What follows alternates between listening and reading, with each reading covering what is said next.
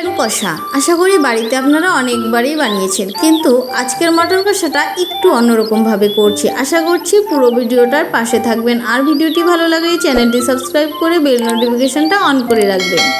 তো কিভাবে বানাচ্ছি চলুন দেখা যাক। প্রথমেই নুন, হলুদ, পেঁয়াজ, রসুন, মশলা সব কিছু সরিষার তেল দিয়ে ভালো করে অনেকক্ষণ সময় ধরে কিন্তু ম্যারিনেট করে রেখে দেবো আধ ঘন্টার জন্য। তারপর ওদিকে কিছু ডুমো করে রাখা আলুকে নুন হলুদ দিয়ে আলুগুলো লালচে হওয়া পর্যন্ত কিন্তু ভেজে নিয়েছি, ভেজে নিয়ে তুলে নেব। তারপর ওই তেলে আরেকটু তেল দিয়ে দেবো তেজপাতা, শুকনো লঙ্কা, গোটা জিরে আর পেঁয়াজ কুচি দিয়ে কিছুক্ষণ নাড়িয়ে চাড়িয়ে ম্যারিনেট করা মটনটা দিয়ে দেব। দিয়ে নাড়তে নাড়তে চাপা দিয়ে দেবো। এটা কিন্তু আমি সম্পূর্ণ রান্নাটা চাপা দিয়েই করছি, কারণ মটন সিদ্ধ হতে কিন্তু অনেকটাই সময় লেগে যায়। আমি শুধু কড়াতে রান্না করছি বলে প্রেসারে দেবো না, প্রেসারে দিলে কিন্তু খুব তাড়াতাড়ি নরম হয়ে যায়। তো এর জন্য অনেকক্ষণ সময় ধরে কিন্তু এটাকে ঢাকা দিয়ে রান্নাটা করলাম।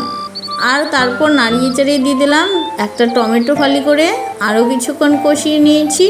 দেখুন তেলটা একদম ছেড়ে গেছে। তারপরেই দিয়ে দেব ভেজে রাখা আলুগুলো, দিয়ে নাড়িয়ে চাড়িয়ে এখানে কিন্তু আমি গরম জল ব্যবহার করছি।